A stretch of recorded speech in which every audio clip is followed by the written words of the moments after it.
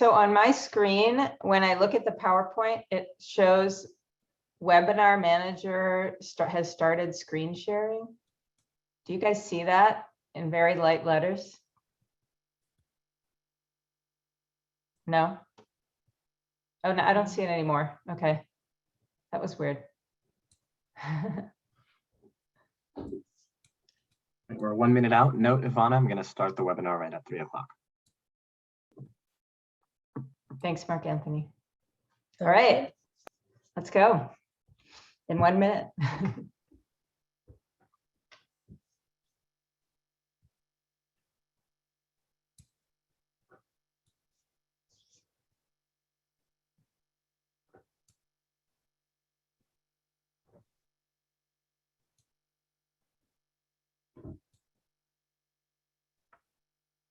All right, I'm getting 3 o'clock. I'm going to hit start webinar. Thank you.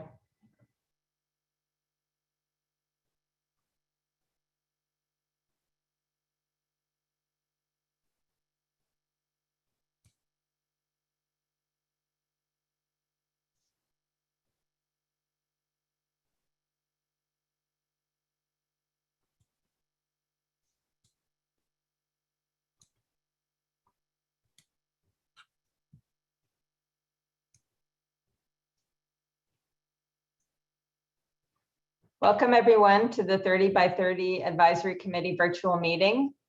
We'll get started in just a minute as people are heading into the webinar.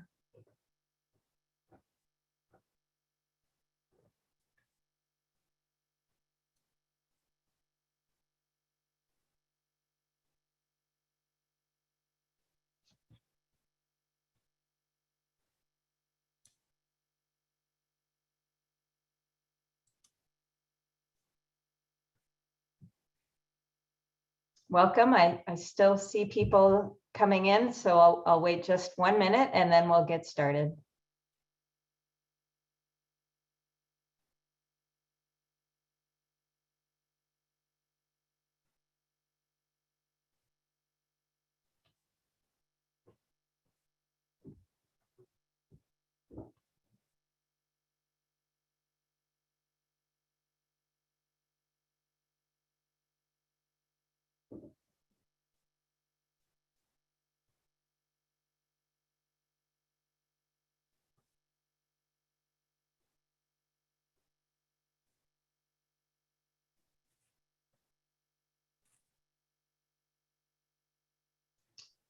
Welcome everyone to today's 30 by 30 Advisory Committee virtual meeting. Thanks so much for joining us. Today's meeting will feature updates from the California Natural Resources Agency since the last Advisory Committee meeting and a discussion of ideas for implementation from the 30 by 30 Advisory Committee. My name is Debbie Schechter and I'll be facilitating today's meeting. We'd like to start with some housekeeping items. The meeting will be recorded for future viewing and will be posted on the website www.californianature.ca.gov. And we're also streaming the workshop live on the CNRA YouTube page. Today's meeting is being interpreted in Spanish. In order to access the audio channel for Spanish, please click on the interpretation button, which is the globe icon in the Zoom taskbar. And the button will appear after these instructions. These instructions will be repeated in Spanish, and then you'll be able to join the Spanish language audio channel. I'll now invite our interpreter, Victor Hernandez, to repeat these instructions in Spanish. Thank you, Debbie. Muy buenas tardes. Le damos la bienvenida a todos ustedes a la Junta Virtual del Comité Asesor para el 30 por 30. Le queremos dejar saber a todos ustedes que esta reunión será interpretada en el español. Para poder acceder al canal de audio, usted tendrá que hacer clic en el botón de interpretación, que será un icono de un globo, es decir, un icono de un mundo en la barra de tareas de esta plataforma de Zoom. Después aparecerá un menú y entonces podrá usted seleccionar su idioma. Muchas gracias. Thank you. Thanks, Victor. So now if you need the interpretation channel, you can click on the button in the Zoom taskbar. Closed captioning is also available. Next slide, please. If you would like to use closed captioning, please click on the closed caption icon in the Zoom taskbar, and then you can select subtitles if you'd like to view the subtitles or live transcript to see the full transcript. During today's meeting, participants will be muted. We'll share relevant links and information in the chat feature, but we ask that you use the chat only if you need to request technical assistance. You also can, if you're on the phone, you can dial *9 if you need technical assistance. Later in the meeting, you'll be able to ask some questions of the advisory committee if we have a little bit of time to do that, and we'll explain how to do that, which is using the Q&A function next to the chat icon at the bottom of your Zoom screen. Our meeting objectives for today are to give an update on accomplishments since the last advisory committee meeting and to present the vision to achieve 30 by 30. Also, we will hear recommendations from the advisory committee about implementation and continued engagement. So here's our agenda for today. We've inserted a link in the chat to the agenda that you can follow along with for today's meeting. First, we'll hear a brief presentation from CNRA on 30 by 30 and the vision for its implementation. Then the advisory committee will be introduced and they'll have a discussion of ideas and recommendations for implementation of 30 by 30 amongst the committee and then with CNRA. And as I mentioned, we'll have time to take a few questions from the public. And the meeting will close at 4:30. So joining us today from the California Natural Resources Agency is Jennifer Norris, the Deputy Secretary for Biodiversity and Habitat. And we also have from the Ocean Protection Council, Jen Eckerly, the Deputy Director. And now I'll turn it over to Deputy Secretary Norris for opening remarks. Thanks so much, Debbie. And thank you everyone who has joined us today. You know, it's been a while since we've had one of these webinars.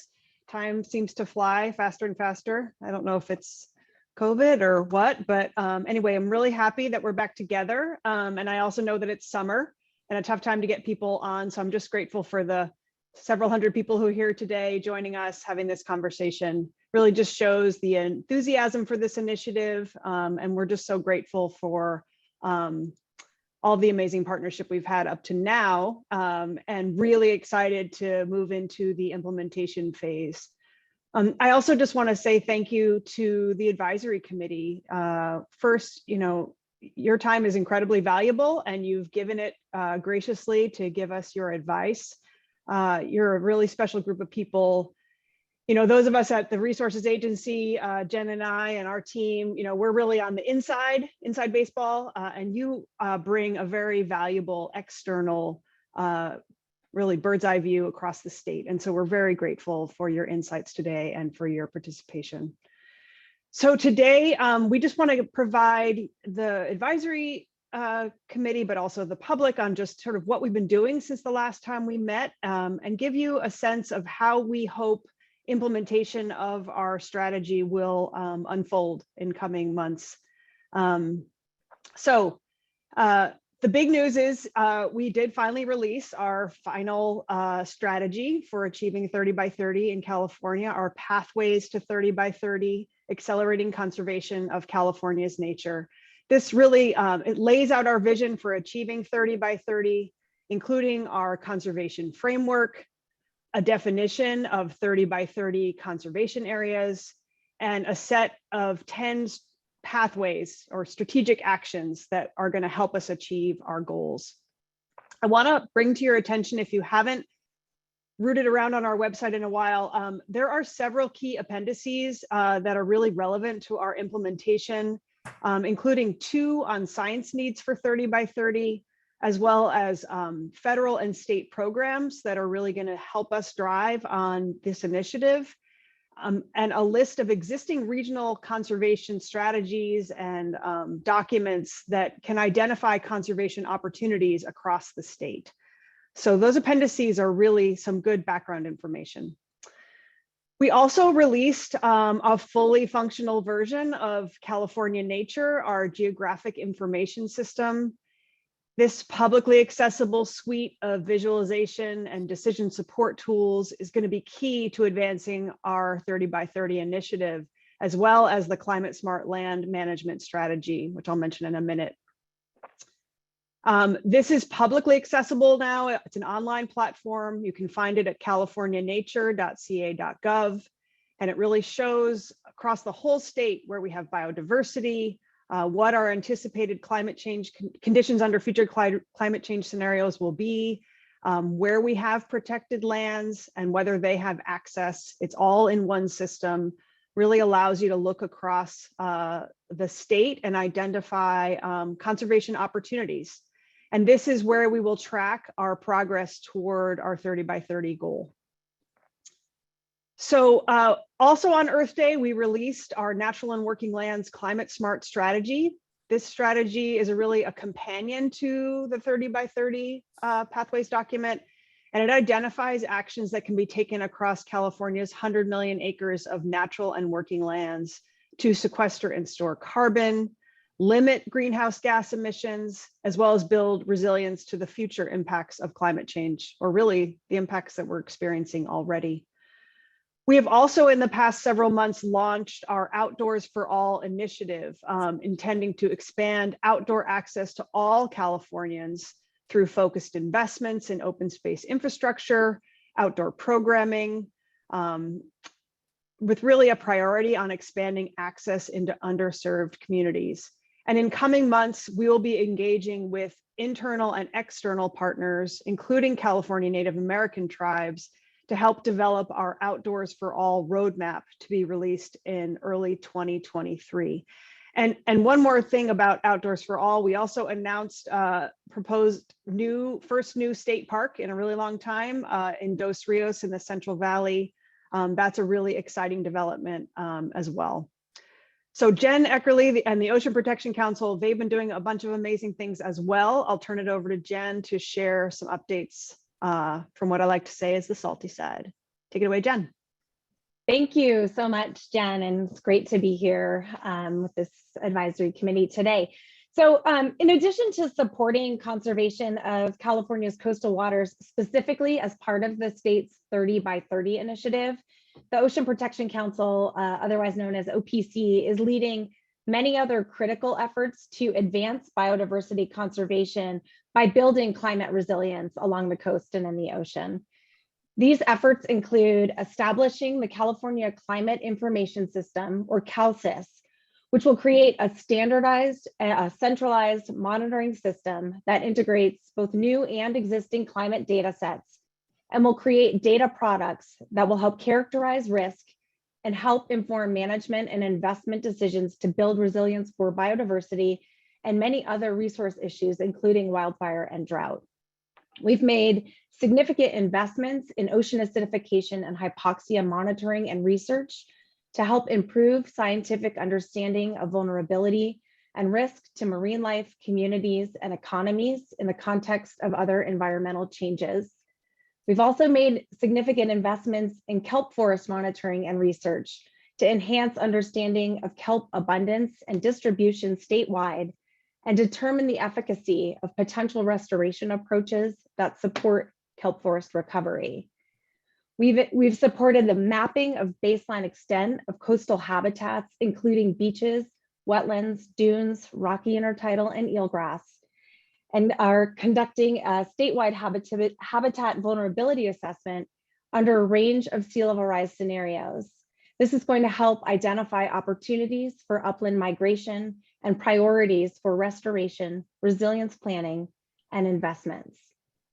We are advancing research to better understand the role of marine protected areas as a tool for building ecosystem resilience, such as climate refugia for vulnerable species and habitats. And we're actually releasing a call for proposals to address this priority on Friday. We're also developing a comprehensive strategy to build climate-ready fisheries in California, which will include recommendations to enhance ecological and socioeconomic resilience and improve data collection and monitoring, helping facilitate more responsive and timely management decisions to adapt to climate-driven changes.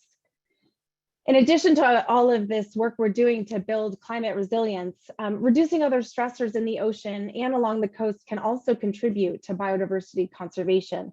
And to that end, OPC recently released the nation's first ever microplastic strategy, which identifies actions to reduce and manage microplastic pollution and research priorities to enhance scientific understanding and development of management solutions.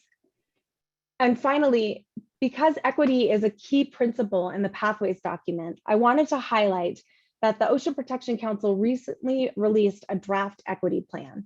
This plan, which was developed in close partnership with an environmental justice advisory group and Better World Group, represents OPC's commitment to advancing equity across ocean and coastal policies and actions in California and in our internal work. The plan outlines priorities, milestones, and outcomes to increase communication and outreach, provide targeted funding and technical assistance, improve staff training and capacity, strengthen environmental justice policies, and further integrate community science and tribal expertise into decision-making. We intend to bring the final plan to our council for approval at their September meeting. And finally, we are also working on a separate tribal engagement strategy to enhance engagement and partnership with California Native American tribes. In fall of last year, we engaged more than 10 coastal tribes through listening sessions and government-to-government consultations aimed at soliciting perspectives on two key issues. One, best practices for outreach and engagement between the Ocean Protection Council and tribes. And two, tribes' priorities for the coast and ocean. Based on the feedback that we received, staff at OPC have developed a draft tribal engagement strategy, which is intended to serve as a framework for enhanced partnership between the state and tribes. This strategy has been reviewed by CNRA's Assistant Secretary for Tribal Affairs and the Governor's Office of the Tribal Advisor, and we plan to share the draft for further consultation and collaboration in the next week or two, with the goal of planning to bring this final strategy to our council for approval at the end of this year. Thank you so much, and back to you, Jen. Thanks, Jen. You have all been kind of busy over there on the salty side. So everyone, as you know, because I'm sure you've all read the document closely, we know to reach 30% protection of our conservation of our lands and coastal waters, we need about 6 million acres of land and 500,000 acres of coastal waters. And our implementation vision, as we've laid out, is really voluntary, regionally led, and collaborative conservation, with the state supporting and accelerating the efforts of all of you who are already doing really great work across the state. And in particular, we were going to lean on the work of several entities that are already helping us deliver 30 by 30. These include regional coalitions and working groups distributed all throughout the state, tribal partners who will come together through our soon to be established Tribal Natural Resources Council.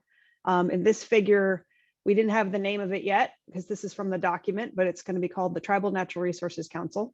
And I'll talk about that in a minute more when we talk about the budget, as well as the California Biodiversity Council, which provides an opportunity for federal and state and local interagency coordination. The California Biodiversity Network, which is our network of academics and practitioners, really helping us unpack the science that will support 30 by 30, as well as the good work of the Ocean Protection Council. So we see all of these entities continuing their important work, but coming together around what we're going to call the 30 by 30 partnership. So the intention is we do our work, but we come together regularly to share information, share best practices, find out what's working, what's not working, maintain this great level of engagement we've had before.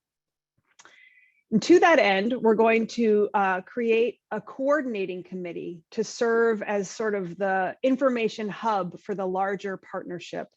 We're getting ready to stand that up over the summer, and that will help us figure out what sorts of engagement and conversation and dialogue we need. We hope that coordinating committee can be our eyes and ears across the state, bringing us information, bringing us insights, and helping us figure out how we keep the momentum and the enthusiasm going. I really want to emphasize that the coordinating committee and the partnership, this is not a policy body. We're not making decisions. It's really to help share information as we work to facilitate, coordinate, sustain, and energize our public engagement. And I say that there's not a centralized policy body because implementation of 30 by 30, especially across our broad landscapes, by its very nature is going to be decentralized, right? Conservation happens locally. It happens when people come together and say that place is special, we need to figure out how to protect it. And our vision is that we want to energize and accelerate and support those groups. And this coordinating committee is really going to help us keep track of what's happening throughout the state, where there may be information needs, where there may be opportunities for us to work together, and to bring back to CNRA, what those needs are on the ground. Jen is going to say a few words about how we want to implement things in the coastal waters, because it's a different ballgame. So I'm pass it to you, Jen. Thanks, Jen. Yeah, implementation of 30 by 30 in coastal waters will look a little bit different than what Jen just described for the land. Because the ocean is a public trust resource and belongs to all of us, implementation lends itself to a more centralized approach. To maximize collaboration and transparency, OPC will serve as the coordinating entity for facilitating discussions among tribes, fishermen, NGOs, state and federal agency partners, and others. And we will lead the development of a collaborative implementation roadmap for how we will achieve the pathways definition of 30% conserved for coastal waters. We plan to share next steps in the coming weeks, and we really look forward to convening these discussions. Back to you, Jen. Thanks so much, Jen. So to reiterate, OPC will come to our coordinating committee and let us know what's happening in their world. And then we'll be trying to keep track of all the different great actions that are occurring across the state. Okay, so we've got a strategy. We have sort of a vision for our partnership, and really exciting, we've got an unprecedented amount of funding to help jumpstart this implementation. The budget just rolled out this weekend, and I haven't even begun to unpack all of it. But what I do know is that the nature-based solutions set aside, $768 million, has still yet to be fully sorted out on how we'll allocate. So what we do know is what our proposal is to allocate funds towards really accelerating implementation, supporting acquisitions and easements, supporting regional action, regional planning, and people were coming together around needing technical assistance or support, youth climate leadership through our conservation corps. And importantly, we've recommended $100 million set aside to support our tribal partners in their efforts to do more climate action and conservation across the state. And that Tribal Natural Resources Council that I showed in the last slide will help us sort through how to allocate and spend that $100 million. That's our proposal. We're hoping over coming months that gets sorted. In addition, though, there's money from last year for coastal resilience, habitat restoration, and wildlife crossings. And I'm pretty sure there's more in the budget that I haven't been able to unpack this weekend. But the take-home message is there's a lot of funding available that'll come through multiple programs. Again, decentralized, but lots of opportunity for people to really plug in and help us achieve 30 by 30. So we are super excited. So that's our vision. We'd really love to hear from the advisory committee about what you think we've done so far, any wisdom you may have as we embark on this journey to conserve 30% of our lands and coastal waters. So I want to briefly introduce the members of the advisory committee. The purpose of the 30 by 30 advisory committee is to provide constructive input to the state from a diverse group of leaders on innovative, ambitious, and tangible means of achieving our goals. The advisory committee provided really great ideas back in January. We incorporated all of those into our final 30 by 30 strategy, and we're now looking to them for ideas on implementation. So I just want to thank each of them for participating. I really look forward to today's discussion. So I'll jump in and introduce first the co-chairs, John Jarvis, former director of the National Park Service, Effie Turnbull Sanders, Vice President of Civic Engagement and Economic Partnerships at the University of Southern California and Environmental Justice Commissioner of the California Coastal Commission, wearing a very colorful shirt that I really like. David Ackerley, Dean of the Rosser College of Natural Resources from the University of California, Berkeley. I think we can get the next slide. Oh, there we go. Christopher Cabaldon, Mayor in Residence at the Institute for the Future and Senior Fellow for the Center for Digital Government. Michael Comunez, President and CEO of Monarch Global Strategies. Emmy Catani, Principal of Catani Farms, LLC. We also have Stacy Corliss, Board Supervisor of the Mono County and Chair of the Rural County Representatives of the California Board of Directors. I think I said that wrong. Antoinette Cordero, retired environmental and cultural resources attorney. Steve Gaines, who's Dean of the Donald Brand School of Environmental Science and Management at UC Santa Barbara. And last but definitely not least, Frankie Myers, Vice Chairman of the Yurok Tribe.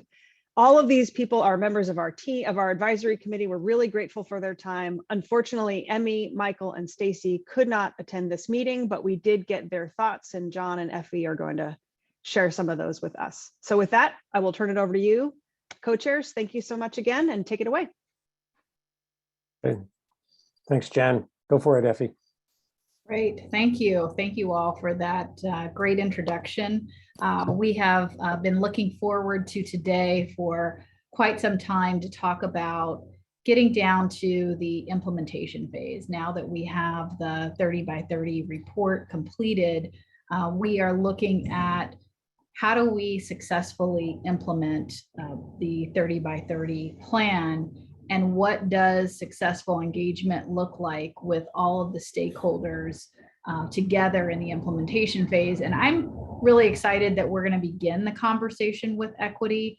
Many times when we have bodies get together, equity is usually the last question. And I don't know if you all really can relate, but usually we run out of time at the end and we're crunched in. So I'm really happy to be able to begin the conversation on equity from the outset. And so I wanted to open it up to my fellow committee members and get their thoughts on what, we've received a lot of public comment.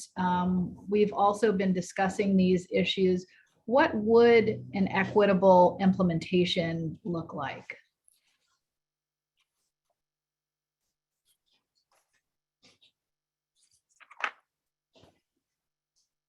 Okay. Mind if? Thank you. Vice Chair Myers? Yeah, I think for me, what's absolutely critical for me to feel like this is successful implementation is recognizing that everywhere in California, 100% of California is tribal land. There's tribal leaders and tribal organizations throughout California. And I would like to see the efforts, as you said, right off the bat being led in the discussion, tribes being brought in early into conservation discussions of any lands in California. And I would definitely think that ensuring tribal participation in any purchases of land or any land that goes into conservation be at the forefront. And at the end of the day, that's really what I think success would be, is to have tribal participation in every project that we do across the state. Thank you. Thank you for that, Vice Chair. Any others? Antoinette's got her hand up. I wanted to follow up on that. since it wasn't mentioned in my introduction, I'm also a member of the Coastal Band of the Chumash Nation.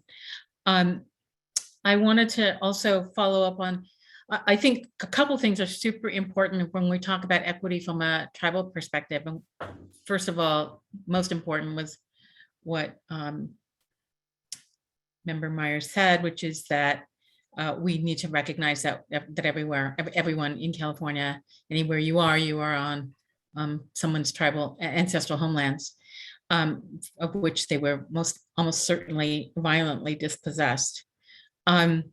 So I think that's important, but I think it's also important for us to make sure that nothing that is done as part of the implementation of this 30 by 30 pathways makes a distinction between federally recognized tribes and non-recognized tribes. That's a federal distinction. It should not be a state distinction.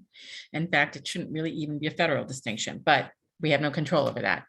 So I think that's super important. And it's important obviously for political and just sort of ethical reasons, but it's also important for practical reasons. And that is that federally recognized tribes at least get some support from the federal government, and sometimes and many of them also have some income from gaming activities that they can have on their reservations.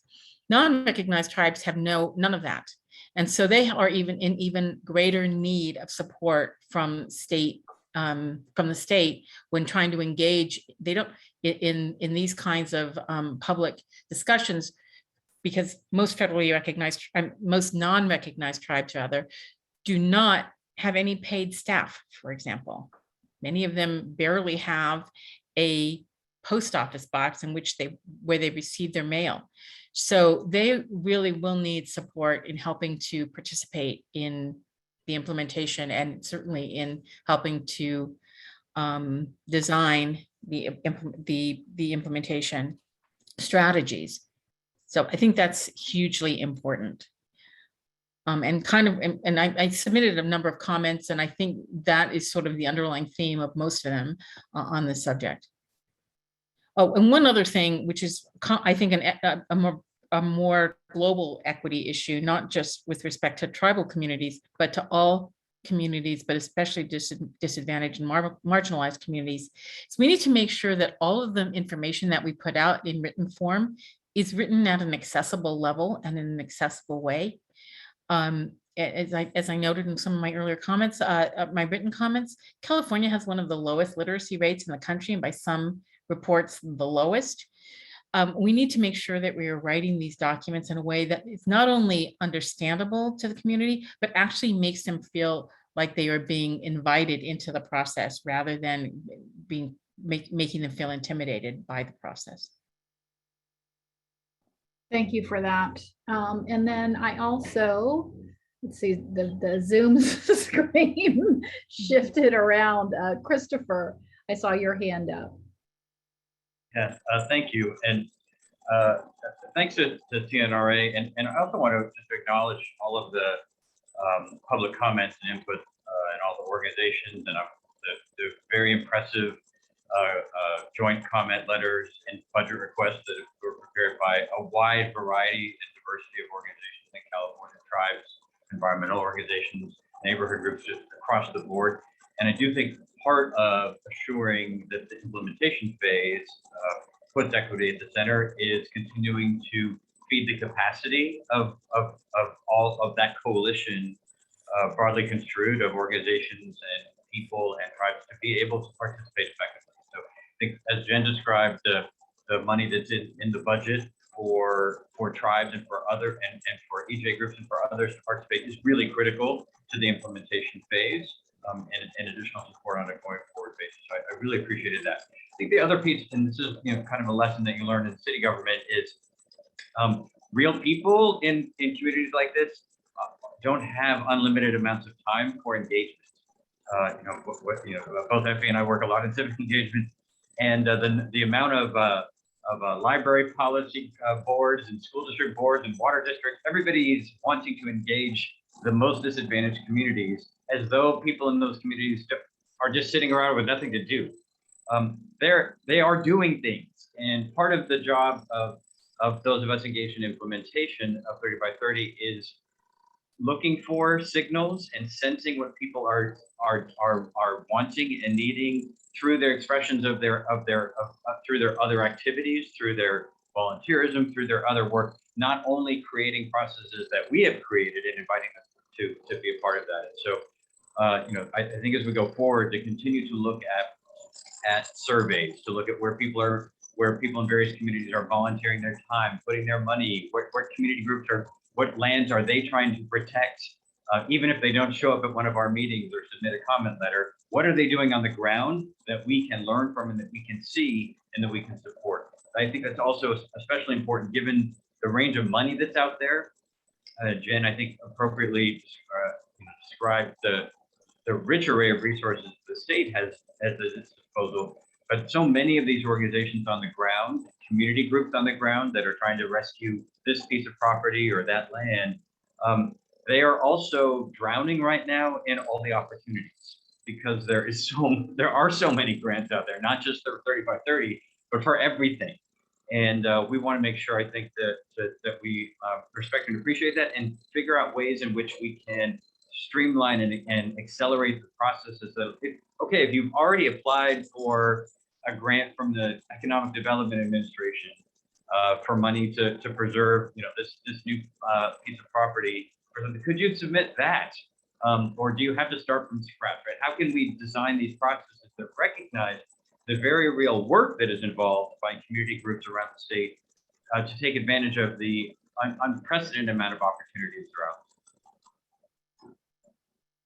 Christopher, just to follow up on that, would you be also, in addition to kind of capacity building, would you also be recommending support, financial support for community participation?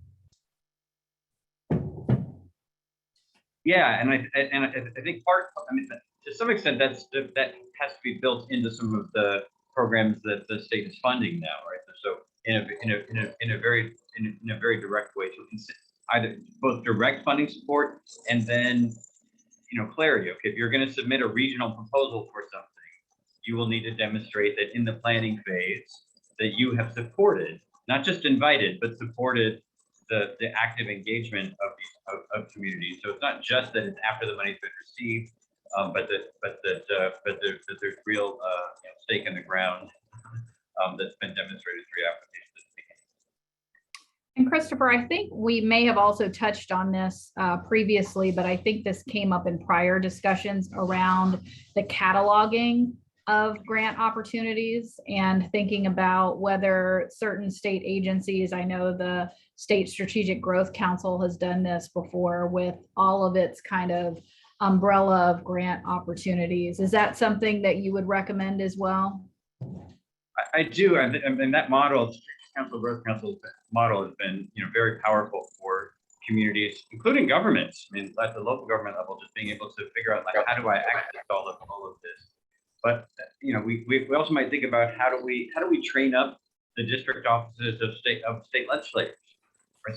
So that as opposed to hoping that a community group in Tulare might discover all of the opportunities that are out there, can they have a navigator in their local district office and say, here's a project. Now let us figure out, you know, at stage one, what are the things that you might be eligible here, and then we'll reach out to CNRA and to other groups saying, okay, they've applied for these 3 grants.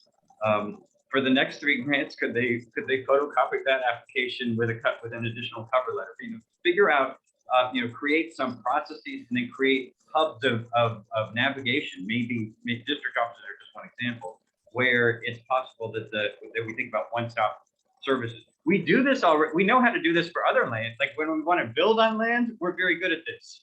Like if you want to build a building on a piece of property in my city, you come by and we'll figure out how to get your permit from the fire department and from the planning department and from the sewer department.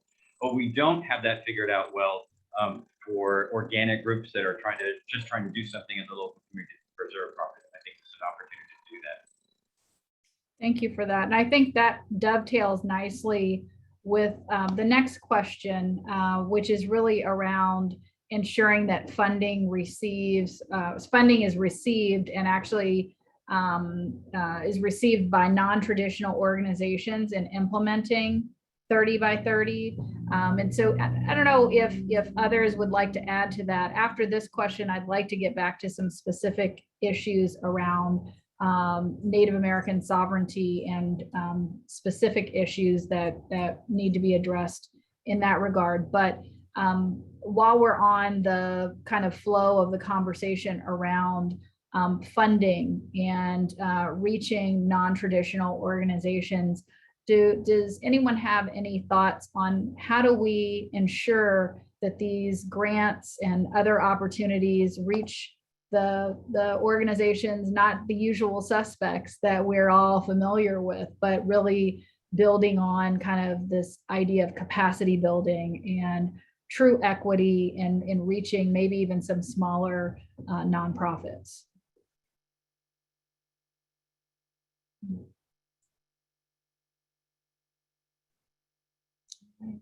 Well, I think in some of the, kind of some of the pre-work around thinking about this, I think some of the comments included cataloging these organizations, proactively reaching out to organizations that don't necessarily receive funding. Are there any other ideas or thoughts on how we might do this better? I think we've touched on the cataloging and providing sort of capacity building. I think that capacity building should include educating potential grant seekers about what grants are available, what the grants can be used for. So, and help them be creative in thinking about how what the work, maybe the work they're already doing, and certainly the work that they may want to do in the future could fit within the criteria for the grants. I think a lot of people who aren't familiar with grants and aren't experienced grant seekers may not necessarily understand, have the best strategies for how to fit the work that they're doing into the purposes for which a grant is being offered. I also think we do need to be more proactive about going after folks and not just relying on the people who actually who actually respond, because that presupposes that the folks who didn't respond actually knew about the process, but just chose not to respond, which is not a safe assumption. I think many times they didn't get the initial word or not in time. So I think being more proactive, doing affirmative outreach rather than just sending out notices and letting people respond. And I'm not suggesting for a moment that there hasn't been some affirmative outreach. I do think we need to just be really focused on that, though, especially if we're trying to target segments of the community and organizations that have previously not participated. Great, thank you. And what does capacity building look like to you in terms of support for these smaller organizations? What are the kinds of resources that are needed? Well, so help filling out, help preparing a grant application, as I mentioned, help in identifying how a project might fit within a grant. The cataloging would be extremely helpful because it'll help identify where potential grants are. I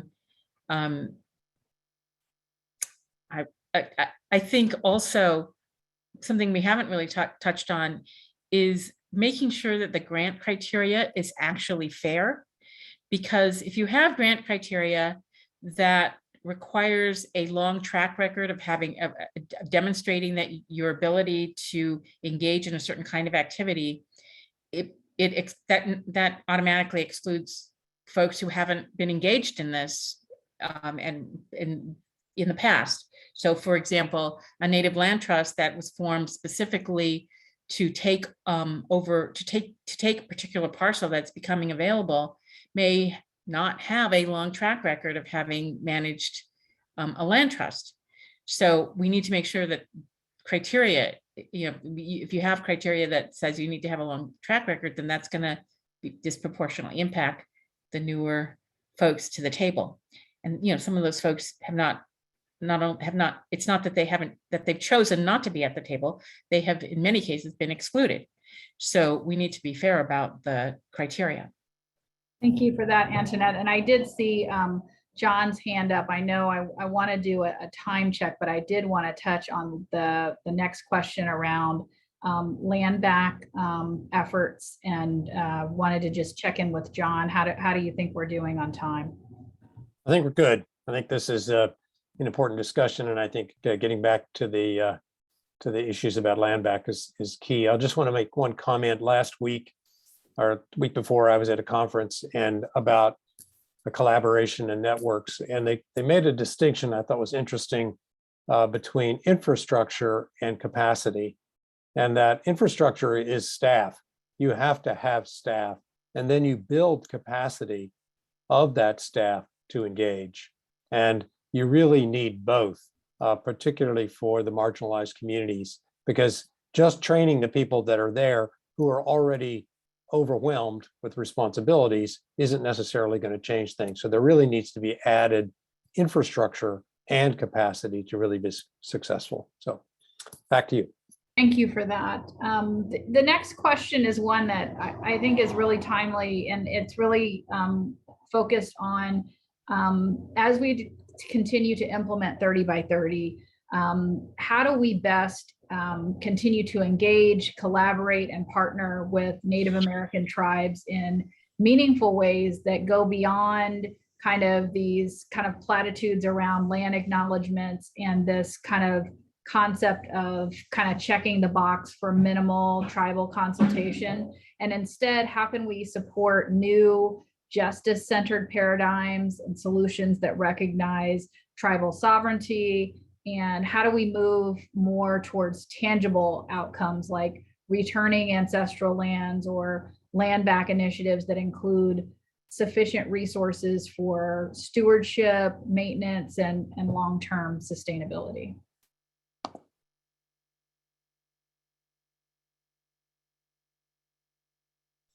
Vice Chair Myers, yes. Yeah, thank you. And especially absolutely agree that, infrastructure is extremely important, as which was said earlier. California is home to an extremely diverse group of tribal entities. Some are fully functioning governments and have federal grants coming in. Some are running under nonprofit status. Some aren't organized under the federal or 501c3 process. And really, I think acknowledging that in the groups that we work with and making sure that the conversation that we're having today on the 30 by 30 advisory board, the conversation that we're having in our groups is also the conversation that's supported in the conservation community as well. And really, I think a lot of times it means bringing support and then stepping back and allowing tribes to really lead initiatives. I love the idea of having, a clearinghouse of sorts that tribes could come in with ideas or proposals, and then you could sort out where the funding would coming from.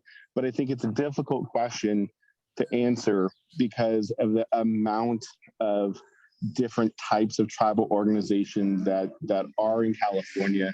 And I think the key is to not try to have a specific role or one way to go, but to really keep it open and be transparent with the process that we're doing, and ensuring that every partner that the 30 by 30 works with also has that as a priority. And that includes tribal and non-tribal communities, minority communities, keeping that perspective open and really forcing the issue in the conservation community that tribes need to be at the forefront, need to be leading the discussion. And there is a time when conservation groups need to step back, as well as the state step back and let the tribes lead. Vice Chair Myers, I mean, you made a really good point about not having, if I'm understanding your point correctly, not having a one size fits all kind of approach when it comes to solutions and efforts with tribal entities. And I know, Antoinette, you had made some comments previously about the difference between federally recognized tribes, non-federally recognized tribes, and also ensuring that there's equity, with respect to those issues. I don't know if this is an appropriate place to kind of flesh that out a little bit more. Well, I think I couldn't agree more with Vice Chair Myers that tribes are in California are all, are in a variety of different circumstances. And there are, fortunately, a variety of different ways in which tribes can reclaim a right relationship with their ancestral lands, so and waters. And so, obviously, acquiring them in fee would be great, but sometimes that's not sometimes that's not only not feasible, it's maybe not even the most desirable. So there's also co-management. There can be co-management agreements. There can be conservation easements. There can be what have become known as cultural easements. So and there are, a number, as we all know, or maybe we know, there are a number of different, tax benefits that can benefit the title holder when they engage in these kinds of transfers with and transactions with tribes. So there are a lot of different ways, but I totally agree that it is vitally important that land return, land back, is a priority, and not just, there are a whole host of reasons. Tribal respect for tribal sovereignty, support for continued tribal and cultural strengthening of our tribal cultures, but also respect for the land, the relationship that tribes have had since time immemorial with their ancestral homelands benefits not only the tribes, but also the lands and the waters and the non-human relatives who live there. And so I'm sorry. I just wanted to add, oh, go ahead. Yeah. I was just gonna say one last thing. I just wanted to say that equity should apply to the non-human elements as well as to the human elements. Thank you. And did I hear Vice Chair Myers speaking up? Yeah, I did. I absolutely agree. This is, we believe in humans being part of the environment. That absolutely includes the non-humans as part of the discussion. But we'll just wanted to add one more bit. When dealing with tribes, we really need to shift away from the discussion around consultation and really move towards the discussion around partnerships. It has to be across the board that we're viewed as equals, and that we're really looking towards partnerships and not consultation as the 30 by 30, building on what we've already done and what we know about consultation now. What we're really looking forward to is participation in partnerships. And there's a huge, like was just said, there's a huge array of different types of agreements that show how partnership works. And so it's really kind of pick one of them that works for the tribal entity and move forward with the partnership agreements. But thank you. Thank you. And I just want to turn it back over to John. And I know we have a few more questions, but I think there are some more hands raised, but I'm going to turn it back over to you, John. All right, thanks. Thanks, Effie, and thanks everybody. The great conversation. We could probably spend the next many hours on this topic and never exhaust the issue or never stop learning as we go through. Some of the comments that we received from our committee members who are not present were again around these issues, not just Native Americans, but also other marginalized communities, and the need to have projects that early on that demonstrate the commitment by the state to really do it well, do it right this time, in the 30 by 30 implementation phase. So I think, Jen, as you look forward and think about which projects are done first, I think it's really important that these demonstrate that kind of commitment in real results, real measurable metrics, particularly to marginalized communities and to our Native American partners in this process as well. The next sort of set of questions is really about sustaining this effort. We're off to a great launch, and we want to see this eagle soar and stay aloft. And so the key really is going to be, how do we communicate, how we market, how we engage, how we deliver over the next decade. I mean, Effie and I were saying that there are kids that are in elementary school that are going to be voting by the time we get done with 2030. So we want to really engage, and I'm going to start out by asking David Ackerley to talk a little bit about citizen science, because I think that's one of the areas where there's an opportunity to engage a new generation. Yeah, thanks, John. And this segues very much from the last discussion. Yeah, 2030 is both very close at hand, but there'll already be a new generation emerging, both even kids in K-12, but certainly coming to university. And one starting point, just in terms of this, thinking about that discussion about the workforce and who's going to be able, providing this strength and capacity of organizations, there is a group of students coming up who are so eager, and a much more diverse cohort of students coming up who really are committed to environmental justice, environmental protection. So certainly my generation, that's probably a very notable comparison point at this point. But just looking to the universities right now for this workforce of the future, it's exciting. It's really exciting. And there's people coming from all walks of life and so eager to get into all this kinds of work. And I hope this feeds into this discussion, and maybe this will open a discussion about how to feed in those students to so many community groups where that capacity building, where there's so much opportunity.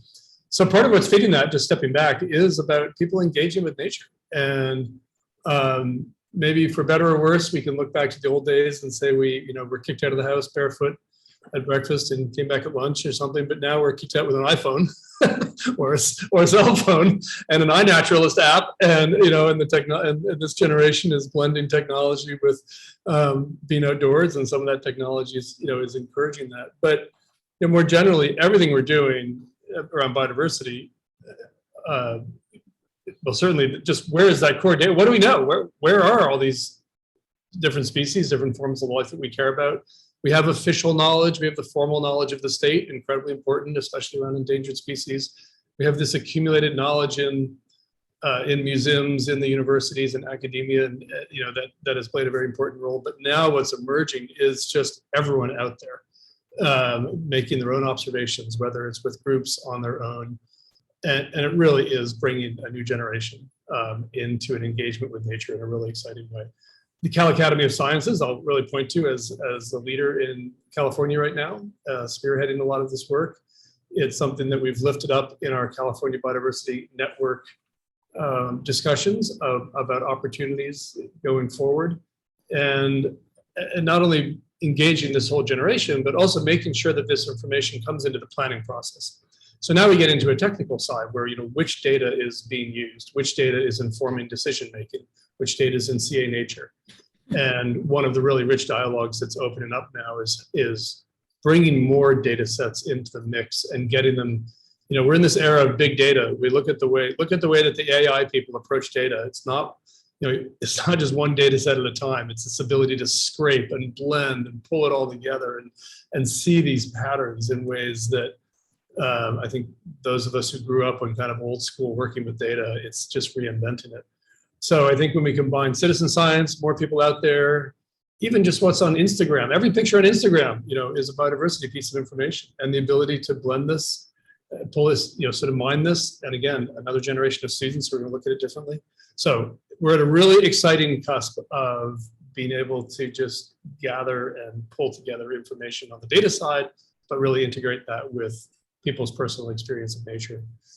And hopefully this will inform the decisions that are made and engage people locally. And I think in terms of this commitment to local decision making, this is what gets people excited about their local communities and what the possibilities are for protection. So exciting era for a new generation who will do things differently than our generation has done. That's for sure. Well, thanks, David. Vice Chair Myers, I know that you have some thoughts about also engaging tribal youth, particularly in this effort. Any thoughts? Yeah, absolutely. I think one of the things that's amazing that I've seen in our tribal communities at the grassroots level, I've seen time and time again, it's really our tribal youth that are at the forefront, the ones pushing. I guess I'll be the older tribal folks now. I shouldn't say that, but I guess I'm older. And really getting engaged with our youth has been key to all of our initiatives that we've been pushing forward, whether it's water rights or land back, fighting for dam removal, fighting for sacred sites. I think they've really found, as was just stated, this real initiative to move, and would say that I think the 30 by 30 would be doing a disservice by not engaging our tribal youth who are absolutely stepping up to the plate. They're coming, they're smart, they're educated, they're articulate with what they're talking about.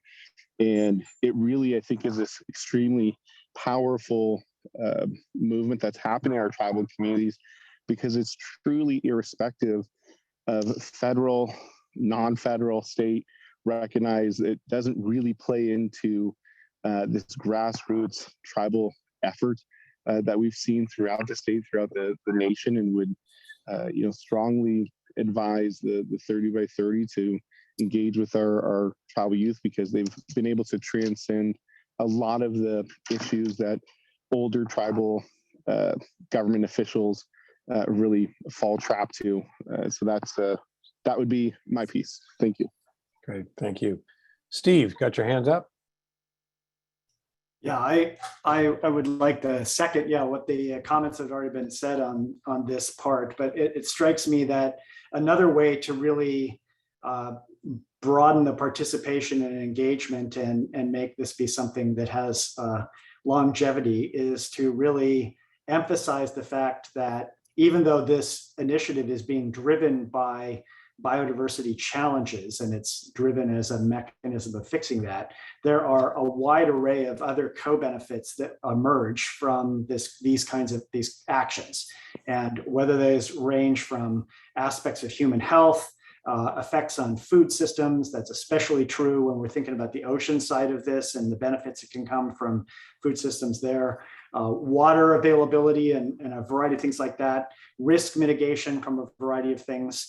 So I think another important aspect of this is to not just make this a biodiversity story, but actually be to advertise how the benefits of these efforts are actually quite diverse and will affect people who value different things in different ways. And as a consequence, we can grow the audience for these kinds of actions by really highlighting this array of diverse benefits, even so that people get excited about this, even if they don't care about biodiversity. And I think there are a lot of ways to motivate that. And so I think we should really be, the document I think does a good job of highlighting a variety of these things throughout. But as from an advertising standpoint, I think this needs to be a push for these other benefits as much as it is a push for biodiversity. That's great. Antoinette, you had mentioned in your comments that we need to tailor our language a little better to reach a variety of different audiences as well. But before we jump to you to that question on Christopher, you have your hand up. Yeah, I was gonna. These aren't young people that I was gonna reference, but as I was reading the final version of the report, and there's a section on the various governments that need to be involved, and the various governments were federal governments, the federal government, state government, and tribal governments, and of course, being coming from the mayoral world, there's somebody missing here, and it's all these governments that have land use land use control, and in many ways that have driven many of these habitats out of existence, that really aren't in that mix. And I think one of the it's 99% of having all this money is fantastic, but the 1% that's problematic is sometimes when you can buy your way through a problem, you don't pay attention necessarily to some of the systemic underlying factors that have to change. So as we're thinking about this eagle flying past the next couple of budgets, it seems to me that what we have learned through this process, both the science and the deep policy and regulatory work that Jen and their colleagues have been doing, and all of the public engagement, that we should be thinking about how to share that with other systems of decision-making, including governments. And I don't just mean cities and counties, but I'm particularly thinking, and I think I've mentioned this once before, the regional council of governments who write land use plans for SB 375 and for for climate and for air quality and for everything else. And what we struggle with in regions is our sense about how to apply this is always based on the sense of species and land being fixed and joined together for all eternity. So our current way of thinking about these issues at the local level doesn't really account for species migration, or it doesn't account for climate change at all, right? If we know where the elderberry beetle is, that's where it will always be, and we must protect that one thing so that we can protect the beetle. How do local decision makers, cities, counties, regions, regional conservancies deal with a more dynamic environment where we're trying to protect the notion of biodiversity itself and not simply the individual species within? We don't actually have the tools or the language in the way that we've developed local land use regulation and planning and Williamson Act priorities and all of that at the local level. So it seems to me, and I'm certainly happy to help in this process, that we getting out on the road and sharing some of our learning, our language, some of the challenges that we're continuing to face about what counts and what doesn't count and all of that, to work with the folks in the Planning Association, work with the COGS, work with the League of Cities and others, to start to spread this work so that it's beyond the dollars, that we're also influencing some of the underlying regulatory processes that can be working in the opposite direction. Great. Really good. Been reading some of the Q&A. We're getting some good questions out in the Q&A box, so we'll be fired up here at 4:10 to talk about it. Antoinette, I had addressed you with a kind of a question about how we market this to a much broader audience out there in California. Commented that there's a low level of literacy, there's many languages, there's many communities that are not tuned in. Any thoughts you have about strategies to get the word out and how they can become involved? Well, a number of ideas, some of which I think have been reflected in some of the comments that have already been made. I think going to, I'm sorry, I can't remember who it was. I think it was Steve who said that we need to make this not just a biodiversity story.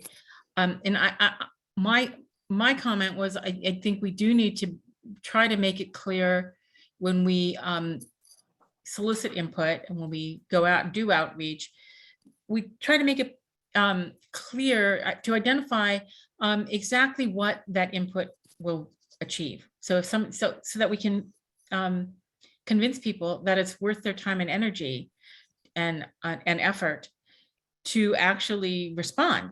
But I think Steve kind of hit that on the head by pointing out that there are all these other benefits that are sort of that are identified in the document, but that aren't really presented in that way. So I think if we could present them as saying, this is your opportunity to tell us that you need more open space, you need more parks in your community. This is a way for you to tell us that there are spaces that are really culturally important to you and they need to be protected for all these various different reasons. This is your opportunity to protect your favorite surf spot because it has, because every time you go out surfing, you see dolphins and seals coming to greet you. I think, if we could present it in a way that really makes it personal to the folks who are experiencing nature and also to the folks who would like to engage more with nature, that's kind of what I had in mind. And I think that goes back again to just trying to present our information in more accessible, more direct, sort of more conversational sort of way, so that folks will not be intimidated by the process, so that to the point where they kind of lose the ability to focus on what the opportunities are that this process gives them. And one of the concrete suggestions I had was that for a lot of folks, and somebody else also mentioned this, I think it might have been Vice Chair Myers, someone mentioned that folks we are trying to encourage to engage don't have unlimited time to engage with us, and many can't sit through a 2-hour or 3 to 4 hour meeting to get to the end of the process where they finally get to have public comment. So if there was an opportunity, a way for folks to be able to call into a phone number and just leave a recording of the comments they want to make, if they can't sit, wait till the end of a public meeting, I think that would be really helpful. I'm sorry, John, we can't hear you. I said, Jen, so you're gonna put up your cell phone number so we can call in? Actually, there is an 800 number for this whole initiative, and it's been on our website the whole time, and an email address. But clearly it's buried if we're not, if you're not finding it. So maybe somebody can put it in the chat or something. But we do have a direct line. That's a great comment, but. So we're moving. 30, 30, 30, 30.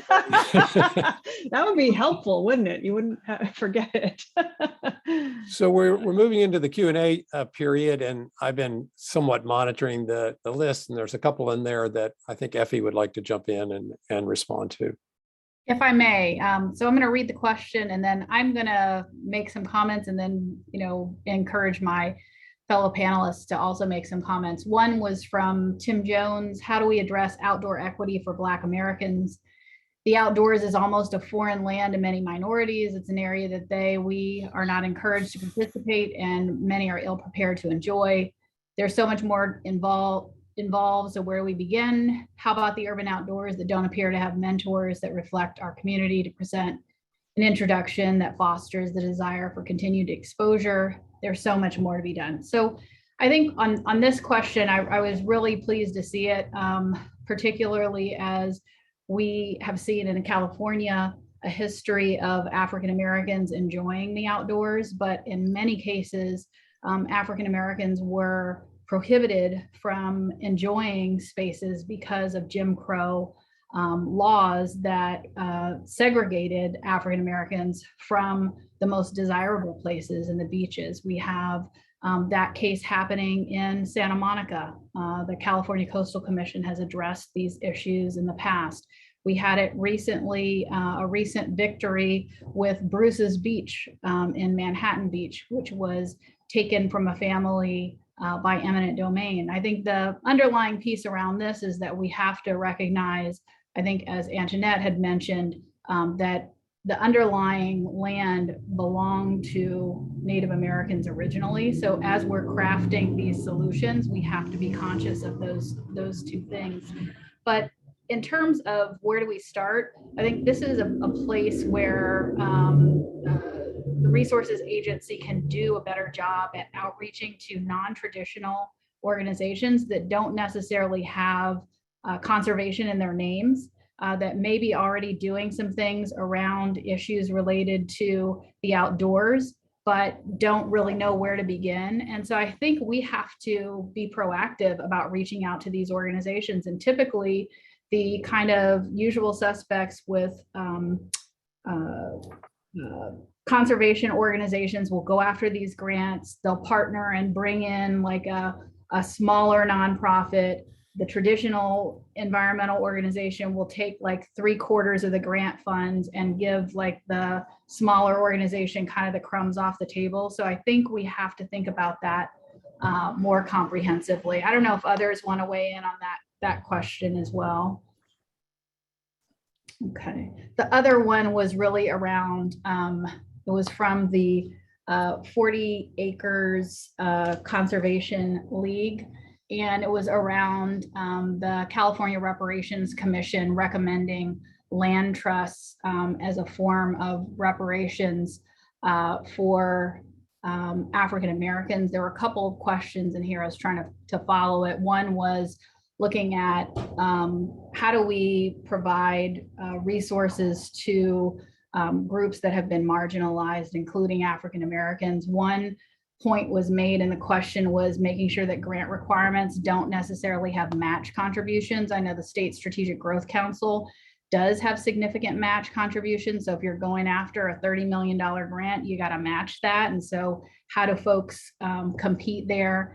And then thinking about, how can we expand opportunities and connect our 30 by 30 work to other opportunities for land trusts, and connect all of these things to equity for the broader community and for marginalized communities that are often not talked about. So I wanted to lift up the issues around challenges around reparations, historic discrimination, and how that, if we don't disrupt those systems of inequality, and we don't proactively take measures to specifically outreach to and provide opportunities for Black Americans and others, we will enshrine these inequalities as we go forward. And so I thought that the comments were really worthy of lifting up, and just wanted to speak on them. Yeah, I would add one comment to Effie that would be that we should use our parks to tell the untold stories as well. They're often the role that African Americans played, Asian Americans played in the parks and our public lands historically is often ignored or not told truthfully. I mean, the role of Colonel Charles Young and the Buffalo Soldiers being the first protectors, the first superintendents of Sequoia and Yosemite, and really being the stewards of those lands is often not told. And I think we have an opportunity to really engage communities in their history, that part of American history as well. So I just wanted to follow up on that, if I may. Just I mentioned really briefly in my presentation this Outdoors for All initiative that is, so the Resources Agency really has sort of three overarching initiatives. There's biodiversity protection, there's climate change, and there's Outdoors for All. And 30 by 30 is trying to touch on each of those through its, conserving places. But some of these initiatives really need a deeper look, right? So Outdoors for All is about, it's not just enough to have a place, it's about making those places welcoming, finding ways to increase access, improve access, making sure they're in the right places, and that the people that are, we want to access them can, for whether there's barriers to just being able to pay for parking. I think right now one of the initiatives that's exciting is you can go to your local library and check out a state parks pass for free. So these are the kinds of things that are happening through Outdoors for All, which will be a very useful adjacent document as we think about these places. We protect them, but then what's the programming, what's going on those spaces? So I'm really glad you mentioned that, Effie, because it's a key piece, and what you're talking about through that roadmap, a lot of those issues and policies I think we want to bring forward. So just want to make sure that's thought. It's sort of similarly to the climate smart land strategy. How do we address climate change as we look to these protecting these places? How do we use them? So we're trying to create this suite of documents that will help us really in all these arenas. I don't know who's moderating, Antoinette. Yeah. Yeah. I think one of the keys that Jennifer just alluded to is coordination among the various different state and local programs. So, for example, there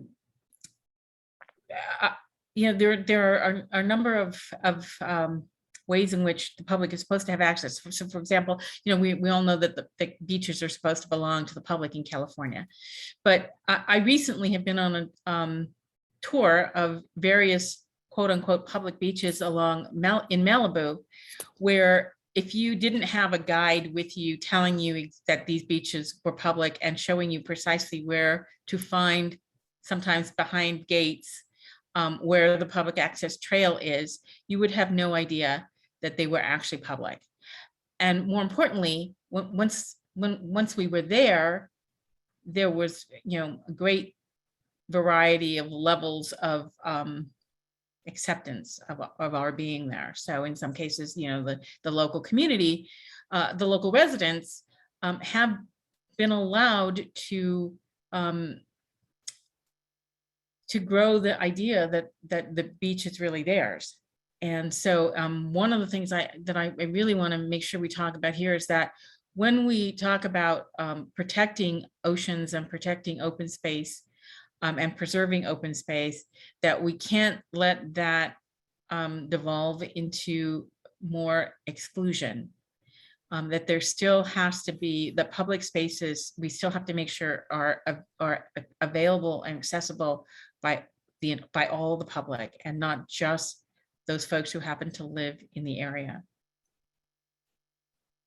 David, you have your hand up.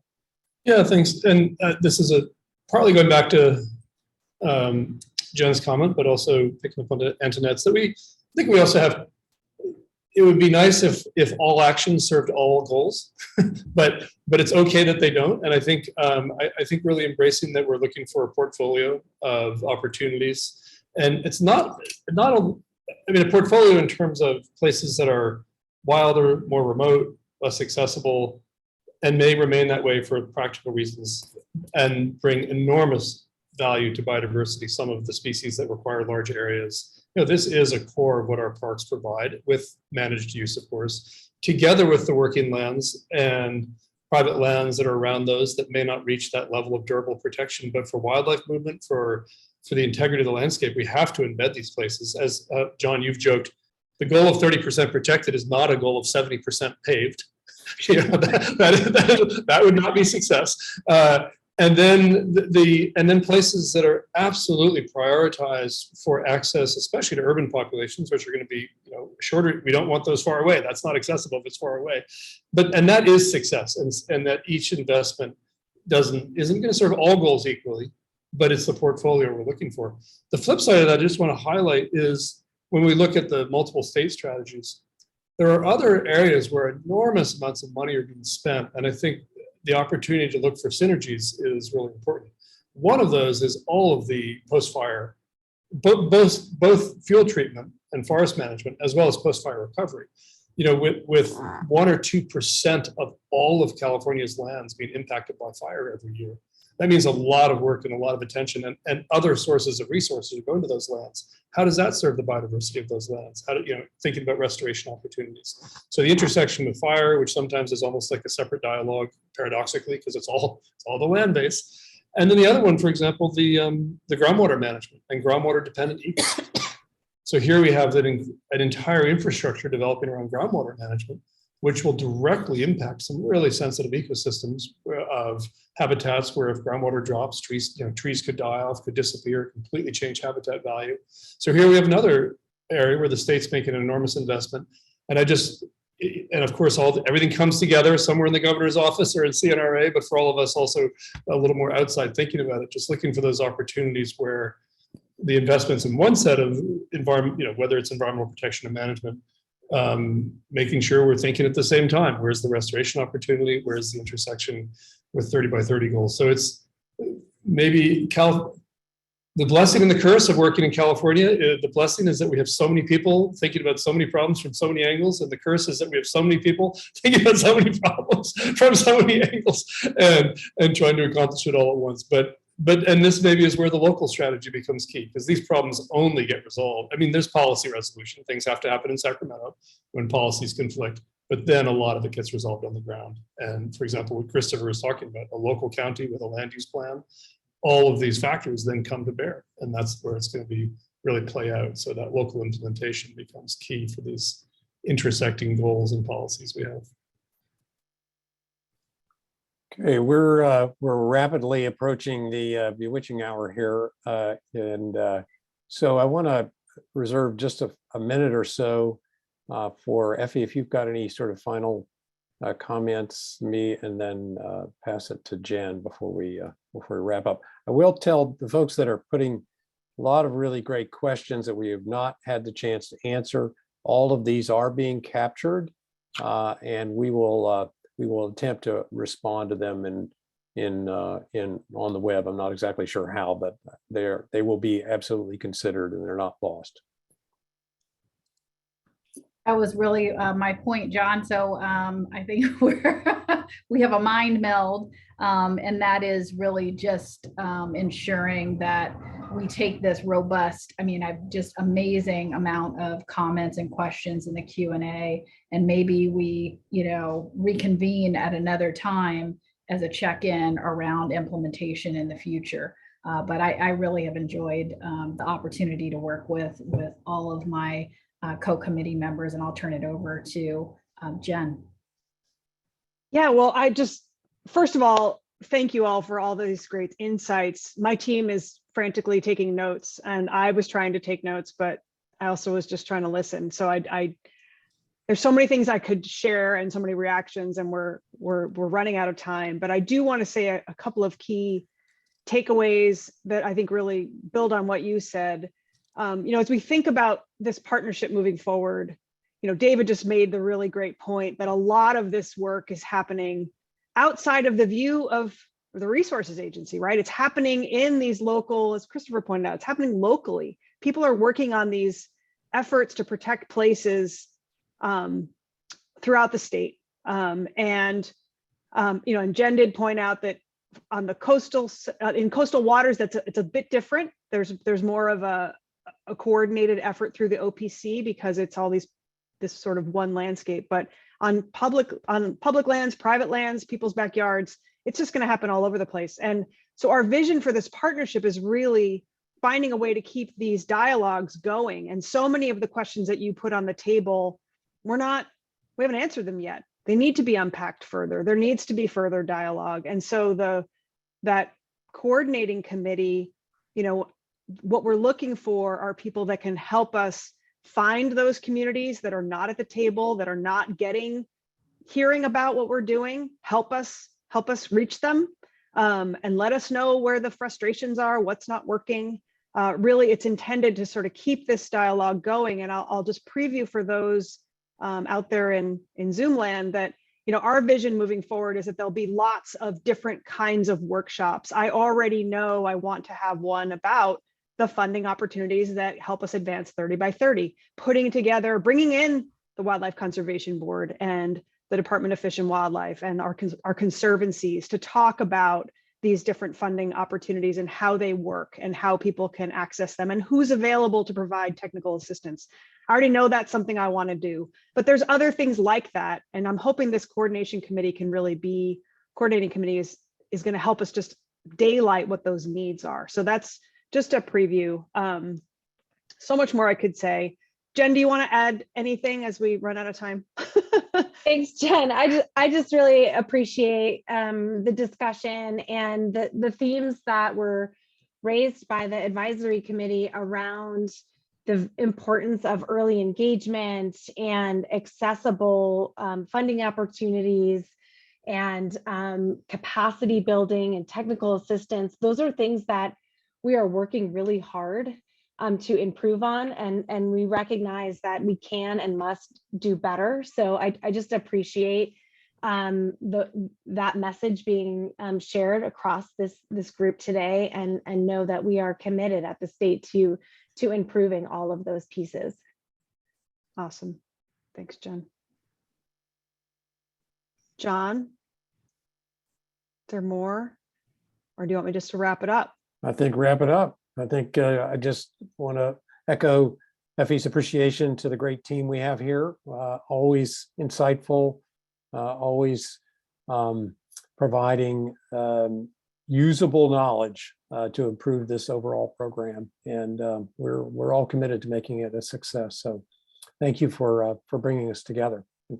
Well, I really appreciate that. And I was reflecting, I think you asked me before we got on this public Zoom, you know, what are the lessons learned? And what I've learned over this last year is what I don't know, of course, far exceeds what I do know. But if we wait to get it all right, 2030 will be here and we won't have made progress. And so I've gotten comfortable with failing in public. I'm doing it every day.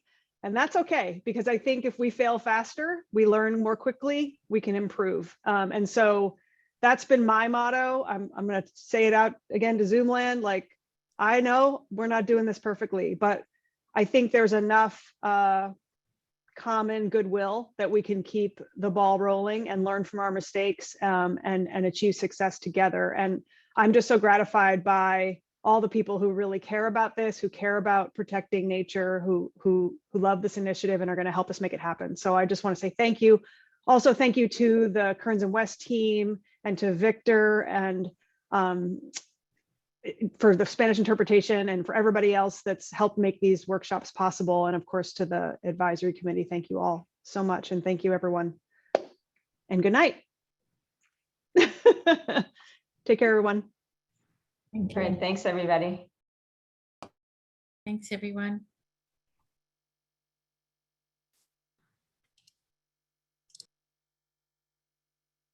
Just quick contact information.